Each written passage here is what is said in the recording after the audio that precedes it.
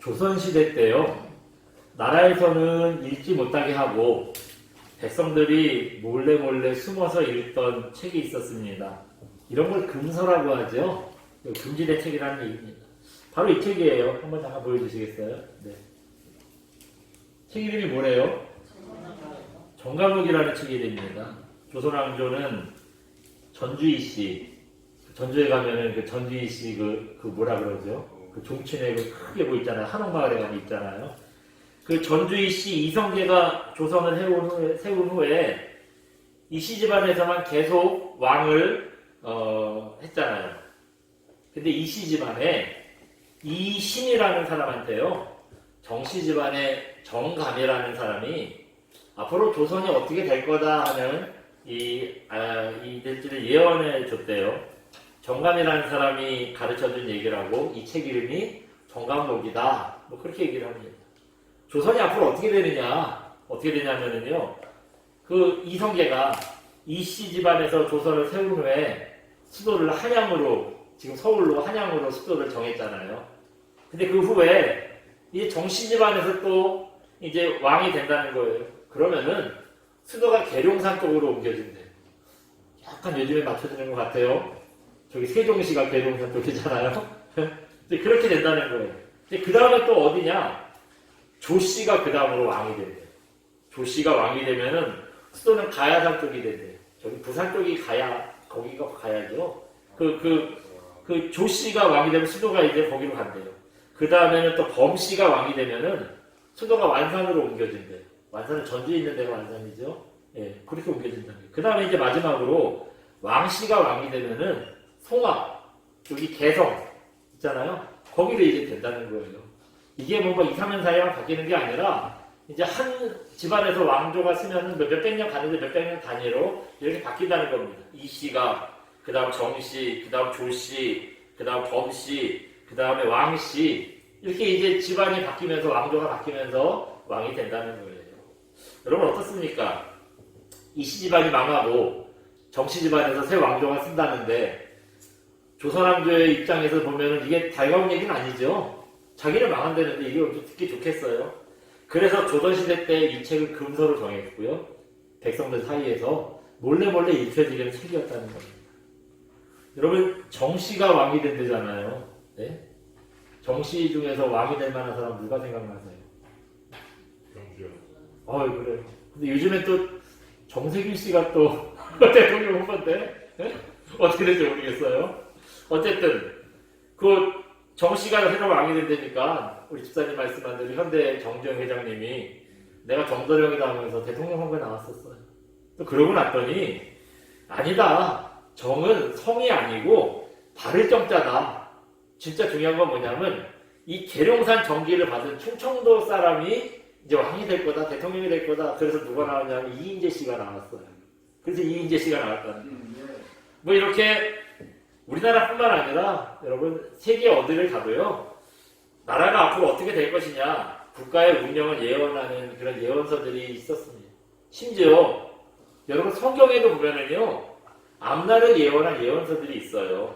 예언서라고 그러니까 뭔가 좀 비밀스럽고 조금 특별할 거라고 생각했는데요, 사실은 우리가 늘상 읽고 쉽게 접하는 성경의 내용들이었는데 그게 이제 알고 보니까 분류를 하고 보니까 예언서라는 게 있습니다. 성경에 어떤 책들이 예언서냐 한번 제가 좀 보여드릴게요. 잠깐 보여주세요. 대예언서 뭐래요? 이사야, 예레미야, 에스겔, 다니엘. 이 책들을 대예언서라고 해요. 또 대예언서라는 말이 있다는 거는 또 소예언서라는 것도 있단 말이죠. 한번 보여주세요. 소예언서 뭐래요? 호세야, 요엘, 아모스, 오바댜, 요나, 미가, 나움, 하박국, 스바냐, 학계, 스가랴, 말라기. 예, 이 구약에 이제 뒤에 있는 책들이 다 이제 저희 소예언서입니다. 이 책들이 그 설교도 많이 하고요. 여러분 성경에서도 이렇게 자주 읽고 내용을 알고 있는 그런 내용이죠. 예? 우상숭배에 빠진 이스라엘이 바벨론한테 망할 거래요. 또 바벨론한테 망하고 난 다음에 포로로 끌려가서 백성들이 70년 동안 고생을 할 거래요. 그러나 70년 후에는 다시 이제 고향으로, 본토 아기의 집으로 돌아올 것이다 하는 게 이렇게 이제 앞으로 이스라엘이 겪게 될 미래를 미리 가르쳐준 내용들이에요. 그래서 저 책들을 예언서라고 하는 겁니다. 그리고 또 한 가지 예언서가 있어요. 신약 성경에 있는데 뭐죠? 요한계시록. 요한계시록이에요. 이 구약에 대한 책들이요. 뭐 물론 의미를 짚어보면 이제 더 앞으로 나가긴 하는데 어쨌든 뭐 이 구약에 나와 있는 저 예언서들은 이스라엘의 미래를 예언해 놓은 책인데요. 근데 이스라엘의 미래를 넘어서 이제 온 세상의 미래를 예언한 책이 바로 요한계시록입니다. 주님이 다시 오신대요. 처음 오시기 2000년 전이었잖아요. 그걸 초림이라고 그러고요. 주님이 이제 다시 오신대요. 그때는 재림하시는데 초림 때에는 우리를 십자가에 달려서 우리를 구원하기 위해서 오셨고요. 주님이 두 번째로 재림하실 때에는 이 세상을 심판하러 오십니다. 이 세상이 이게 심판하러 오시면 이 세상이 멸망이 되는 거예요. 그래서 이 세상이 멸망이 되면 어떻게 되느냐? 이 세상이 멸망이 되고 이제 종말 후에는 새하늘과 새 땅이 열릴 거다. 그렇게 계시록에 보면 예언하고 있잖아요. 이렇게 미래 이제 이렇게 이스라엘의 미래를 넘어서 온 세상의 미래를 얘기해주고 있습니다. 이제 그렇다면은 저 예언서들을 왜 대예언서, 소예언서 이렇게 나눴느냐? 간단해요. 내용이 많으면 대예언서, 내용이 몇 개 없으면 얼마 없으면 소예언서 그렇게 나눴습니다. 생각해 대예언서인 이사야 66장까지 있어요. 내용이 많아요. 또 예레미야도 52장까지 있어요. 내용이 많습니다. 반면에 소예언서인 호세아 뭐 몇 개만 들어 호세아는 소예언서긴 하지만 14장 그래도 조금 아주 많은 건 아니지만 적진 않아요. 하지만 그 다른 것들 뭐 저기 나와 있는 대부분의 책들이요. 요엘서는 3장, 오바댜는 1장, 뭐 그 다음에 요나서는 4장 뭐 이런 식으로 얼마 안 돼요. 여러분 성경이 그 성경 66권 중에 어떤 책이 제일 중요할까요? 네? 여러분 어떤 게 제일 중요한 게 어디 있어요? 성경은 다 중요하죠. 다 중요합니다. 어느 하나 안 중요한 책이 없어요. 그래서 뭐 대예언서라고 더 중요한 책이고 소예언서라고 허접한 책이고 그렇게 나눌 수 없다는 거예요. 그냥 내용이 많고 정량에 따라서 대예언서, 소예언서 그냥 그렇게 나눈 겁니다. 오늘 우리가 읽은 본문도 이런 예언서의 특징처럼요. 아주 비밀스럽고 묵시적인 내용인데요. 이스라엘뿐만 아니라 앞으로 중동의 역사가 어떻게 될 것이냐 이거를 미리 가르쳐주는 내용이 오늘 우리가 읽은 본문의 내용입니다. 미래에 대한 예언을 하다 보니까요. 좀 비유가 많아요. 여러분 오늘 우리가 읽은 본문 읽고 나서 그게 무슨 내용인가 딱 정리가 아세요?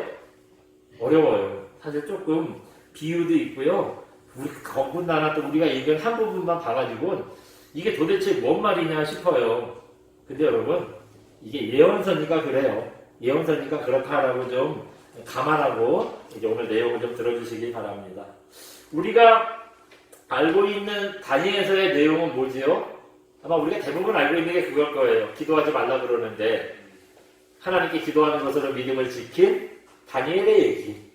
그리고 또 한 가지 얘기가 금신상에 절하지 말라는데 금신상에 절한 다니엘에게 세 친구 얘기. 아마 요 정도 우리가 다니엘서를 기억하지요. 근데 다니엘서는요 그 내용만 있지 않아요. 사실은 더 많은 내용이 있습니다. 다니엘서를 크게 두 가지 주제로 나눠요. 하나는 뭐냐면 잠깐 보여주세요. 네.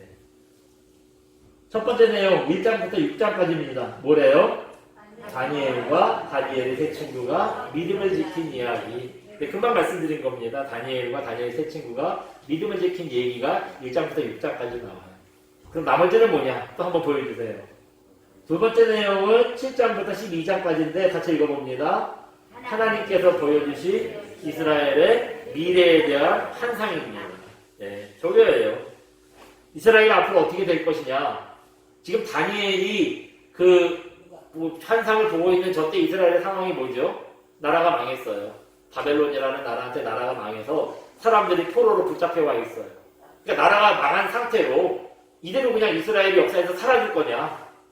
아니면은 다시 자기네 땅을 찾고 이스라엘이 회복될 것이냐?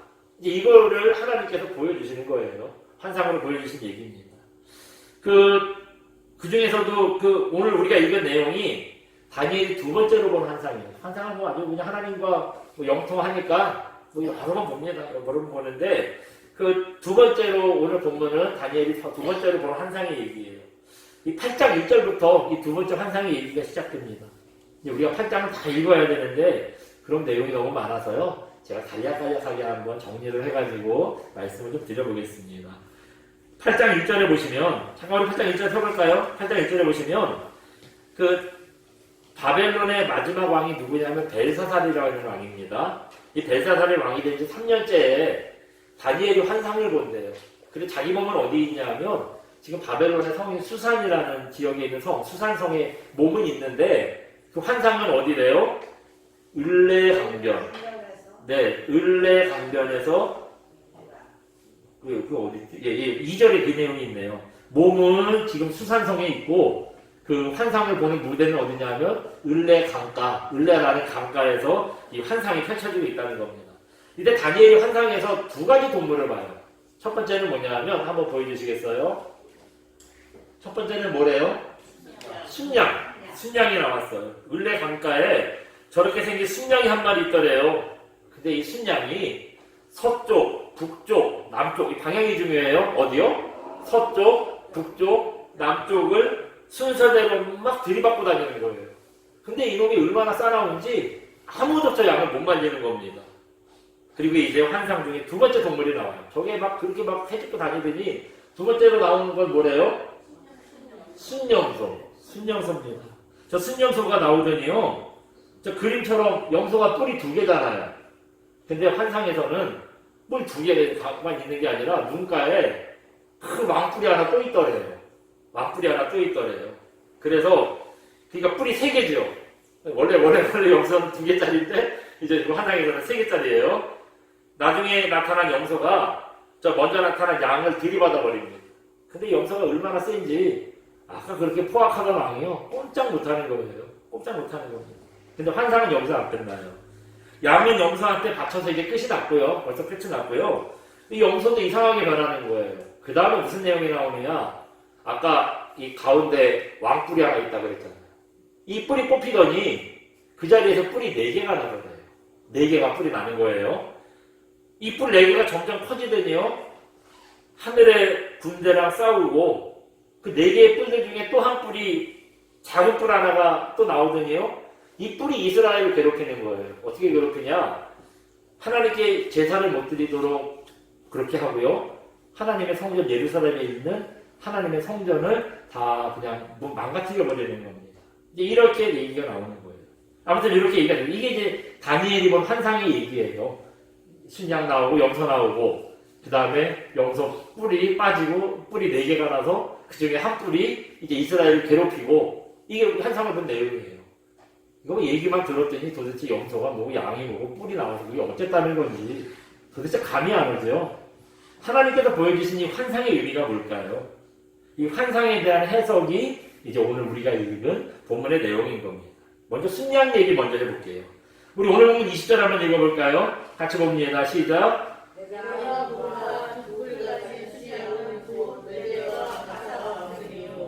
네, 이렇게 봤어요. 그 20절에 보니까 순양에 뿔이 2개가 있었어요. 양도 뿔이 있죠. 저 뿔 2개가 있는데 그 뿔이 누구래요? 메대와 바사의 왕들. 메대도 나라고 바사도 나라예요. 여러분 성경에 나오는 바사는 세계사에 나오는 페니시아라는 아주 큰 대국을 이룬 그런 나라를 얘기하는 거예요. 위치가 어딘가 한번 보여드릴게요. 잠깐 보여주시겠어요? 이게 이제 당시에 그 중동의 지도입니다. 그 메대가 어디냐? 한번 보여주시겠어요? 네. 여기 좀 노란색으로 되어 있는 요만큼이 메대예요. 큰 나라예요. 메대가 작지 않습니다. 큰 나라고 바사, 페르시아는 요만했어요. 그 아까 양뿔 2개가 이 메대와 바사를 얘기하는 거라는 거예요. 메대와 바사를 얘기하는데 특히 지금 이란 땅이 메대나 바사나 지금 이란 땅입니다. 그러니까 페르시아라는 제국이 어떤 사람들이냐면 그 이란의 조상들이 페르시아라는 대제국을 세운 거예요. 근데 이 두 뿔 중에 보면 먼저 생긴 뿔이 있고요. 앞에 3절에 보시면 우리 3절 한번 잠깐 읽어볼까요? 3절 환상입니다. 3절입니다. 시작. 내가 눈을 들어본즉 강가에 2뿔 가진 순양이 섰는데 그 2뿔이 다 길었으므로 그 한 뿔은 다른 뿔보다 더 길고 그 긴 것이 나중에 난 것이었더라. 예. 이 뿔이 짝대기예요. 하나는 길고 하나는 짧고. 근데 이 긴 게 나중에 난 거래요. 그 얘기가 뭔 얘기냐? 이 얘기예요. 지금 그 메대라는 나라는 노란색 이만큼 있다 그랬죠. 지금 이만큼이 메대라는 나라예요. 바사는 요만했어요. 메대가 먼저 세워진 나라입니다. 메대가 먼저 세워진 나라고요. 이 바사 페니시아는 나중에 세워진 나라예요. 그래서 방금 여기 보면은 나중에 난 뿔이 더 길다 그랬어요. 나중에 난 뿔이 길다 그랬어요. 여러분, 뿔이 길다는 건 무슨 의미냐 하면 크잖아요. 크면 힘이 좋아. 나중에 난 뿔이 길다라는 거는 나중에 세워진 페르시아가 이 메대를 먼저 세워진 나라를 강하니까 뭐랄까 점령한다는 겁니다. 그래서 이 바사가 페르시아가요 나중에 생겼지만 이 나라가 메대를 공격을 해서 살아나요. 그 역사를 좀 읽어보면은 전설 같은 얘기가 있는데 어쨌든 그 얘기 다음에 좀 시간이 많이 걸리니까 어쨌든 그런 일이 일어나요. 성경에 보시면 바사왕 고레스라고 혹시 들어본 말씀이 있죠? 이 고레스가 바사왕 고레스가 페르시아의 고레스 왕이요. 이 나라를 점점 강하게 하더니 이 메대를 점령해요. 이 메대를 어떻게 점령하냐면 이제 이 사람이 이 페르시아 대제국을 이룹니다. 어떻게 이루냐면 4절에 보시면 내가 본즉 하면서 그 다음부터 읽어볼까요? 시작. 내가 본즉 그 순양이 서쪽과 북쪽과 남쪽을 향하여 가드나. 여기까지 한번 볼게요. 이 뿔이 여기서 나온 그 양이요. 페르시아 제국의 고레스 왕이요. 먼저 어디를 들이받았대요? 서쪽. 이게 조금 위쪽이긴 한데 전체적으로 보면 서쪽이에요. 이 메대를 먼저 공격했습니다. 그 다음에 또 어디를 공격하느냐? 요 위에 가면 리디아라는 나라가 있어요. 요만한 리디아라는. 그 다음에는 서쪽 다음에 어디를 했대요? 북쪽. 그렇다 보니까 이 리디아를 공격한 거예요. 그 다음에 또 어디를 공격했냐? 남쪽. 남쪽에 여기 보면은 혹시 글자 보이세요? 바벨로니아. 바벨로니아라고 되어 있는 나라입니다. 이 남쪽 여기 메대를 먼저 공격하고 리디아를 공격하고 바벨론을 공격해요. 서쪽, 북쪽, 남쪽. 앞으로 이런 일이 있을 거야 라고 예언을 해놓으셨는데 이 얘기가 딱 맞았지요? 딱 맞았어요. 하나님께서 예언하신 대로 환상으로 보여주신 대로 이후에 이제 이런 일들이 일어납니다. 그렇다면은 이 예언이 이 다니엘이 본 환상의 예언이 이스라엘이랑 무슨 상관이 있어야겠어요? 남의 얘기잖아요 지금. 페르시아도 다른 나라고 메대도 다른 나라고 리디아도 다른 나라고 바벨론도 다른 나라 이스라엘이 아닌데 이 페르시아가 다른 나라를 휘젓고 다니는 얘기가 도대체 무슨 의미가 있느냐는 거예요. 뭐냐? 여러분이 바벨론이 어떤 나라죠? 이스라엘을 멸망시킨 나라예요. 지금 이 다니엘과 이스라엘 사람들이 포로로 잡혀 있는데 요 바벨론에 잡혀 있잖아요. 근데 지금 이스라엘을 멸망시키고 이스라엘 사람들을 포로로 붙잡아놓고 종으로 붙잡아놓고 있는 바벨론을 누가 멸망시켰대요? 바사 페르시아가 멸망을 시킨 거예요. 이 순양의 깃불 고레스 왕이요, 페르시아의 고레스 왕이요, 바벨론을 멸망시켜서 포로로 잡혀있던 유대인들 다 풀어줍니다. 고레스 왕뿐만 이스라엘뿐만 아니라 바벨론이 그 전에는 이 제일 큰 나라였거든요. 이 나라가 갖고 있던 종들 다 고향으로 돌려보내줘요. 특히 유대인한테 반대했는데 왜냐? 시간이 지나 잠깐 말씀드려보면 이사야서가 이 바벨론이 이스라엘을 멸망시키기 170년 전에 이사야서를 기록했는데요. 이사야서 14장인가 4장 몇 장인가 보면은 앞으로 170년 후에 고레스라는 바사의 왕이 나와서 이스라엘을 이렇게 다 여기 점령을 하고 우리 유대를 포로에서 해방시켜줄 거다. 그 얘기가 나와요. 나중에 이 고레스가 아무것도 모르고 바사의 고레스가요 막 점령하고 이스라엘 사람들이랑 막 관계를 갖다 보니까 사실은 임금님 우리가 보는 성경에 이런 얘기가 있어요 보여줘요. 그 얘기를 보고 170년 전에 써있는 성경에 자기 이름이 나오고 자기가 이런 식으로 역사를 미뤄 갈 거라는 게 이미 예언되어 있고 이걸 보더니 마음이 확 열려서요.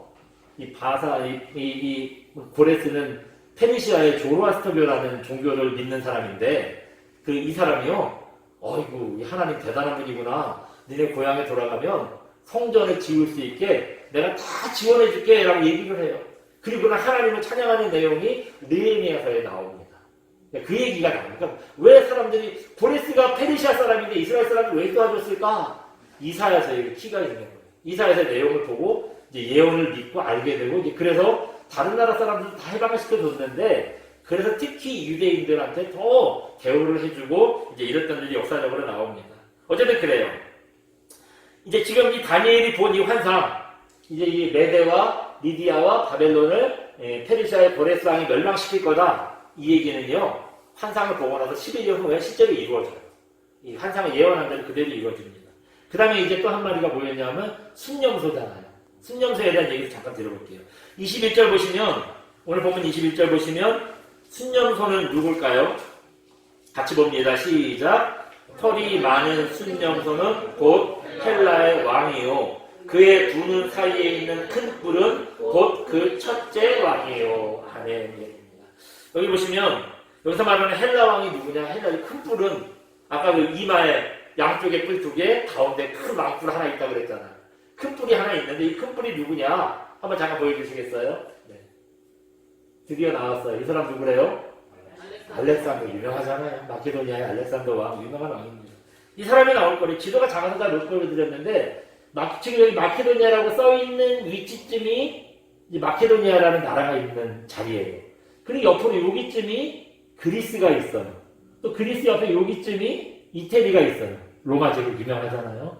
그리고 이태리, 로마, 그리스, 마케도니아 요 지역을 합쳐서 뭐라 그러냐면 헬라 지방 그래요. 헬라 지방. 그러다 보니까 특히 저 지방에서 제일 유명한 사람이 알렉산더 왕이었기 때문에 이제 그 사람은 헬라 왕이다. 그렇게 이제 성경에서 지칭을 한 겁니다. 앞에 5절 보시면 이 순념소가 어디서 나왔냐 얘기를 해요. 잠깐 5절 볼까요? 같이 읽어봅니다. 시작. 내가 생각할 때 한 순념소가 어디서부터 왔대요? 서쪽에서부터 왔대요. 지금 다니엘이 환상을 보고 있잖아요. 다니엘이 바벨론의 포로로 잡혀 있잖아요.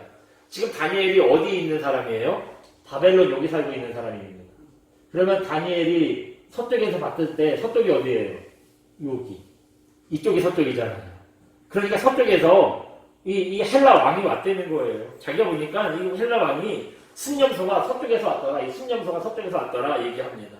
순념소가 서쪽에서 왔다고 얘기를 했어요. 이제 이렇게 여기서부터 이제 알렉산더가요 쭉 정복해 오는 거예요. 리디아를 점령하고 그 다음에 페르시아 제국을 점령해요. 그 다음에 이 옆에 가면 어디냐면 아프가니스탄 뭐 이런데 무슨 스탄 그런 지방들 거기 이제 그렇게 있고 옆으로 가면 어디냐 여기쯤에 인도가 있어요. 알렉산더 대왕이 여기서부터 여기 인도까지 점령을 합니다. 그래서 이제 알렉산더가 제국을 건설하는 거예요. 인도까지 점령을 했는데 얼마 만에 점령했느냐 역사에 보면은요 한 10년 정도 걸렸대요. 이렇게 여기서 걸어가는 것도 10년이랑 10년 갈 수 있을까? 근데 싸우고 이기고 이러면서 막 하는 게 10년을 엄청 빨리 한 거라는 겁니다. 이게 엄청 역사적으로 봐도 이게 엄청 빨리 점령을 한 거예요. 근데 성경에도 보면은요, 하나님께서 예언을 하시는데, 알렉산더가 엄청 빨리 점령할 거다라는 걸 미리 예언을 해놨어요. 어떻게 예언했느냐? 잠깐 한번 볼게요. 아까 우리 읽은 5절에, 한 순념소가 서쪽에서부터 와서, 그 다음 읽어볼까요? 온 지면에 두루 다니되, 땅에 닿지 아니하며, 그래서 여기 땅에 닿지 아니하며, 무슨 말이냐 하면, 발이 얼마나 빠른지요? 발이 땅에 닿기도 전에 다음 발이 뛰고, 그게 땅에 닿기 전에 다음 발이 뛰고, 그런 의미예요. 그러니까, 발이 땅에 닿을 새도 없이 그렇게 빨리 그 염소가 다니더라. 그러니까 그렇게 빨리 저기 큰 제국을 건설했다라는 것을 얘기해주고 있습니다. 이 알렉산더의 예언은요, 다니엘이 환상을 본 후에 220여 년 후에 실제로 이루어집니다. 이제 이 환상이 그럼 이제 이스라엘이 어떻게 연결이 되느냐? 항상 이 환상은 이스라엘과 연결이 돼야 돼요. 어떻게 연결이 되냐? 그럼 그 다음에 얘기를 봐야 됩니다. 그 다음에 보시면 아까 22절에 보시면 큰 뿔이 꺾이고 같이 읽어봅니다. 시작. 이 뿔이 꺾이고 그 대신에 내 뿔이 났은즉 그 나라 가운데에서 내 나라가 일어나되 그의 권세만 못하리라. 아멘. 이제 얘기예요. 큰 뿔이 꺾이고 큰 뿔이 꺾인 자리에 뿔이 몇 개가 났대요? 네 개가 났대요. 이게 이제 네 나라로 쪼개졌다라는 그런 의미라는 겁니다. 아까 큰 뿔은 누굴 얘기했냐면 알렉산더를 얘기했어요. 알렉산더 대왕 이 사람 얘기했어요. 이게 꺾였다는 거 이 사람이 죽었다는 얘기잖아요. 이 사람이 열병으로 역사에 보면은 갑자기 열병이 나서 갑작스럽게 죽어버린대요. 젊은 나이에 33살인가? 갑작스럽게 죽어버려요. 그리고 났더니 여기서부터 여기까지 인도까지 있는 이 어마어마한 땅을 누가 다스려요? 그러니까 갑작스럽게 왕이 죽어버렸고 뭐 후계자를 정하지도 못했고 그러니까 가장 영향력이 있는 알렉산더의 부하 장군 4명이요. 그 나라를 네 나라로 쪼개서 자기들이 맡아서 다스리게 된다는 얘기예요. 근데 어쨌든 네 개의 뿔이 났다. 네 나라로 쪼개졌다. 이것도 다 맞아 들어갔지요. 하나님의 예언대로 됐어요. 근데 방금 보신 22절 하반절에 보면 뭐라 그랬냐면 이 네 나라가 일어났는데 그 권세만 못하리라. 그러니까 그 큰 왕뿔 알렉산더보다는 권세가 못하더라는 거예요. 실제로 그랬어요. 이 나라를 알렉산더 제국을 네 나라로 쪼갰는데 그냥 왕들이 비리비리 했어요. 그냥 오영무영 뭐 그렇게 있었어요. 별 볼 일 없었습니다. 이제 마지막으로 이제 9절에 이제 이게 이 예언이 이스라엘과 무슨 이제 연관이 있느냐는 얘기를 하는 거예요. 이제 9절 보시면 마지막으로 9절 보시면 이런 말씀이 있습니다. 우리 9절도 읽어봅니다. 시작. 그중 한 뿔에서 또 작은 뿔 하나가 나서 남쪽과 동쪽과 또 영화로운 땅을 향하여 힘이 커지더니 아멘. 그렇게 얘기하고 있습니다. 여기 보니까 뭐 다른 땅들도 뭐 다 연관된 얘기지만 이스라엘과 연관된 얘기만 해볼게요. 남쪽과 그 작은 뿔, 아까 그 왕뿔이 뽑히고 뿔 4개가 났고 그 중에서 그 4개 중에 한 뿔이 갑자기 또 커지더니 그게 어디로 갔대요? 뿔 하나가 나서 한 뿔에서 또 작은 뿔 하나가 나서 남쪽과 동쪽 또 영화로운 땅에는 삼켜버렸대요. 남쪽과 동쪽 뭐 그렇다고 치고 여기서 말하는 영화로운 땅은 어디냐면 그 하나님의 도성 예루살렘 이스라엘을 얘기하는 겁니다. 이 뿔 하나가 나타나가지고 이스라엘을 성격받았다는 거예요. 여기 보시면 이 뿔이 이제 이스라엘을 괴롭히는 겁니다. 어떻게 괴롭혔느냐? 11절에 보시면 이건 읽지는 않게 시간 많이 가니까 어떻게 괴롭혔냐면 하나님께 제사를 못 드리게 했대. 아까 얘기한 거죠. 그리고 하나님의 성전을 헐어버렸다는 거예요. 그걸 보고 다니엘이 환상을 보여주는 천사한테 물어봐요. 지금 딱 봐도 자기네 나라가 지금 괴롭힘을 당하고 있잖아요. 그 뿔에서 난 또 다른 뿔한테 괴롭힘 당하고 있잖아요. 그래서 저 뿔이 얼마나 저렇게 횡포를 부립니까? 천사한테 물어보니까 천사가 뭐라 그러냐? 우리 14절 잠깐 볼까요? 14절 보시면 그가 내게 이르되 2300주야까지 2300일이라는 얘기예요. 저 뿔이 얼마나 저렇게 얼마나 횡포를 부립니까? 했더니 2300일 동안은 횡포를 부릴 거야 얘기를 해준 거예요. 이 예언도 여러분 실제로 이루어집니다. 2300일이라는 날짜까지 맞아요. 어떻게 하냐면 저 작은 뿔이 누구냐면 역사적으로 보면 안티오쿠스 4세를 얘기한대요. 안티오쿠스 4세를 얘기하는데 안티오쿠스 4세가 유대인들이 하나님께 제사 드리는 거를 금지시켜요. 그럼 유대인들 가만히 안 있잖아요. 우리가 하나님 성전들 방해하냐 막 그러니까 반항을 하니까요. 하나님의 성전을 그냥 폐쇄시켜버려요. 그리고 성전에서 다시 하나님께 제사 드리지 못하도록 거기를 자기네들이 섬기는 제우스 신을 섬기는 산당으로 바꿔버립니다. 그 성을 다 그냥 망가뜨려 버린 거예요. 그런데 이런 일을 한 안티오쿠스 4세가 몇 년 동안 이스라엘을 다스렸느냐? 6년 4개월 동안 다스렸대요. 365일 6년하고 또 4개월이니까 30일 4 하면 2310일이 나오더라고요. 그러니까 2300일 동안 그런 횡포를 부린다는 거 딱 맞았죠. 이게 정확하게 맞아 들어갔습니다. 네. 어떻습니까? 그러니까 이 예언의 역사도 다니엘이 환상을 보고 나서 380년 후에 이제 이런 일들이 실제로 일어나게 돼요. 여러분 어떠해요? 지금 말씀드린 이 성경의 얘기지만 이 예언이 이 세상의 역사랑 딱 맞죠? 세상의 역사가 이대로 일어나고 있습니다. 그러니까 하나님의 예언대로 세상의 역사가 이루어졌다는 거예요. 이 환상의 예언을 통해서 여러 가지 우리가 생각해 볼 수 있지만 오늘 생각해 보고 싶은 건 한 가지입니다. 마무리 좀 해보면 뭐냐면 겸손하라. 하나님께서 말씀하시는 말은 겸손하라. 지금 다니엘이 바벨론의 포로로 잡혀 있잖아요. 이제 바벨론 망하고 막 그런 얘기 한참 들었는데 현실은 다니엘이 포로로 잡혀 있는 상황이에요. 유대인들이 생각할 때 바벨론이 어떤 나라입니까? 자기네들 멸망시킨 나라예요. 멸망시킬 뿐만 아니라 지금 많은 유대인들을 포로로 잡고 데리고 있는 나라예요. 예? 그러니 바벨론이 얼마나 강해 보이겠어요. 근데 그렇게 강해 보이는 바벨론이 결국 망한 겁니다. 바벨론을 멸망시킨 바사, 페르시아 여기는 안 망했겠어요? 여기도 망해요. 이거 알렉산더한테 망했잖아요. 그럼 이 알렉산더 대왕은 안 망했어요? 이 사람도 죽어서 나라 망했잖아요. 또 이스라엘을 괴롭혔던 왕뿔, 아니 아까 그 작은 뿔 안티오코스 4세 이 사람도 결국에는 망해요. 이 사람도 결국엔 망합니다. 여러분 세상이 그래요. 지금 보기에는 뭐 대단해 보이고 절대 무너지지 않을 것 같은데 세상에 영원한 건 없습니다. 아무리 강해 보이도 결국은 망하고 사라집니다. 지금 기억도 아마 가물가물 하실 거예요. 옛날에 대우가 얼마나 대단했어요. 세계적으로 아주 동남아에서는 대우가 세계 최고의 나라 그런 회사인 줄 알았잖아요. 그럼 대우가 망할 줄 공중분해될 줄 누가 알았어요. 예?